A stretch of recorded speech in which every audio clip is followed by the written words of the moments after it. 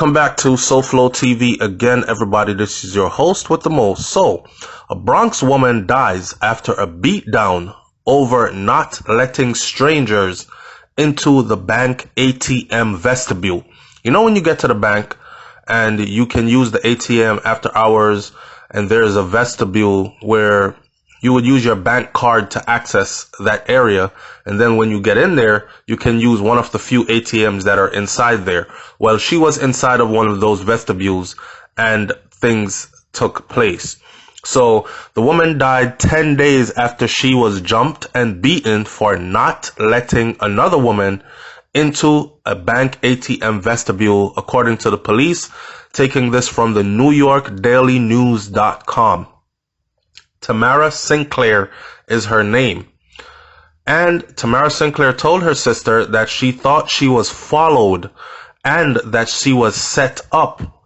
And 3 women pummeled her on February 11th. Did she reveal who she think set her up? I have no clue.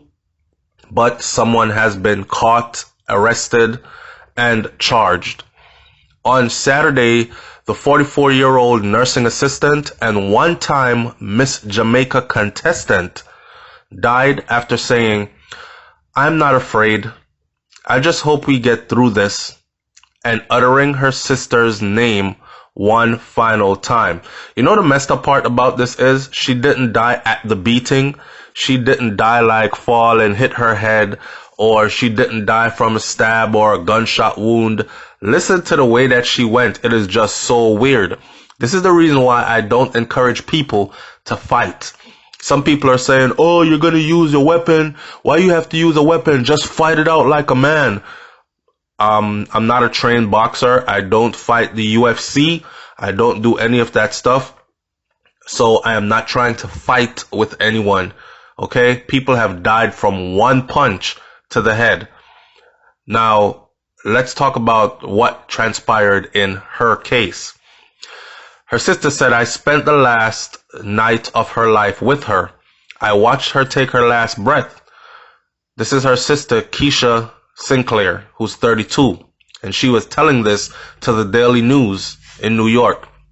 She said that her sister was not eating and she was not sleeping the last 4 days of her life. She was talking like she knew it was coming. She was heading into a TD Bank vestibule on White Plains Road near Pelham Parkway South in Pelham Parkway just before 10:15 p.m. late night. Just a little FYI, late night heading to the ATM is the wrong thing to do, okay? Especially for a single woman heading out to the ATM. It's the wrong thing to do late at night. If you have to, then you must, in a well-lit area where there are lots of cameras and whatever, but it lessens your chance if you go during high traffic hours when the day is lit. Anyways, she was heading into the vestibule when a woman started banging on the glass, asking her to let her in so that she could retrieve her debit card that she had left inside. Sinclair was rattled, she was confused, and then she crossed the street to a Bank of America lobby. She was actually somewhat bothered by them. She thought she was being set up. She just wanted to walk away, her sister said. She said to the woman, "I don't know you," right? And usually when someone knocks on that glass, you don't just go let them in. They could be there to rob you. The glass was put there for safety. That's why your bank card is required to gain access into it. So you can't imagine you heading to the ATM late at night and here comes people banging on the glass telling you to let them in. She just wanted to walk away. She told the people, "I don't know you." The woman followed her to the second bank across the street and they argued before the attack. I'm guessing this woman probably was saying, "Bet you could have let me in. You could have let me in, old salty ass bitch. My ATM card was stuck in there and I couldn't get in, else I would have let myself in." That kind of stuff. She was joined by 2 other women who threw Sinclair to the ground and punched her repeatedly in the face and the head, police sources said. A security guard came out and intervened and broke it up, and the three women concocted a story that Sinclair had stolen their debit card. But when the police arrived later, no one was arrested, her sister said.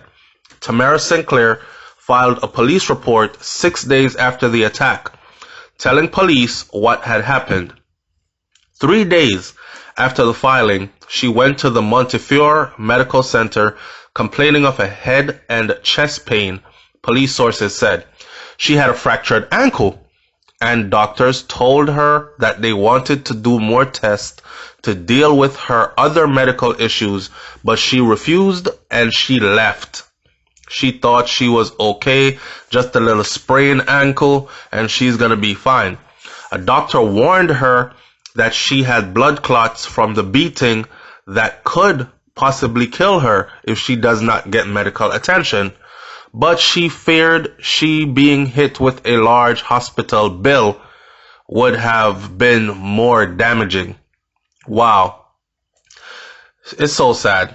It's so sad. I know people in the Caribbean are thinking, damn, you get beat up out in the streets, and to go to the hospital, one of your main concern must be the size of that hospital bill, because they do hit you with that hospital bill here, and you better have some form of insurance, or you better have the finances to take care of it, because the next thing you're probably looking at is a messed up credit score, and then, credit does a whole lot here, and it can prevent you from a whole lot as well.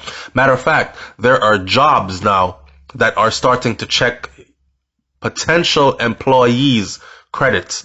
So if your credit score isn't good, you can't even get the job. Can you imagine that? Even though you might need the job to fix your credit, but you can't get the job until you come. It's like going to the bank for a loan, and the bank wants to know how much money you have in your savings, and you have to have money already in order to be loaned money. That kind of thing. So anyhow, she said, Keisha, I can't afford to stay. She was determined to go home, her sister said. Sinclair told her sister after the attack that she got the notion that she was being followed, right?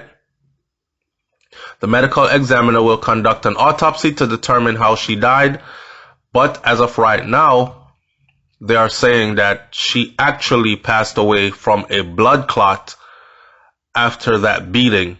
Now, I don't know if that blood clot came from the fractured ankle or if the blood clot came from the punches that she took to her head and face, but it was following that beating.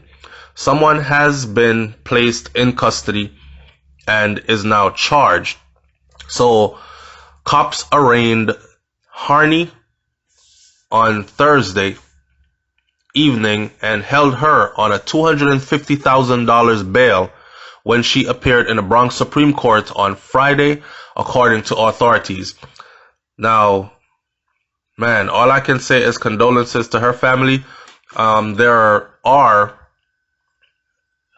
more people out there.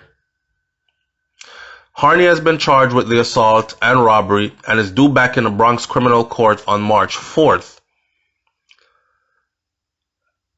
Some paperwork are saying that she died from blood clot from the fractured ankle. Cops have released photos of 2 other people who are still being sought by the NYPD. And I don't know if one of them looks like a white person, the other one looks like a black girl, but the photos are out there for the other 2. And obviously, this young lady is not talking about who were the other 2 that helped her to beat this former Miss Jamaica contestant to death. And essentially, they didn't beat her to death on the spot, but it was from those beatings that she died. So in a sense, they did beat her to death. You know what I'm saying? And this person who they've arrested is not talking. She's not saying a word. So the cops are searching for her other 2 cohorts or counterparts, and they haven't found them yet. We'll stay with the story, and we'll see where it goes from here. Anyways, condolences to her family. And what more can we say? But be aware of your surroundings. And again, I'm going to say it. Late night to the ATM is not a good look. I'm sure she was in a well-lit area, but it is still not a good look. Be cautious of your movements. We're living in a world where you can easily become a victim because there are a lot of preys around us looking for a lot of predators rather around us looking for a easy prey. It's Brain Flow, Soul Flow. I'm out. Peace.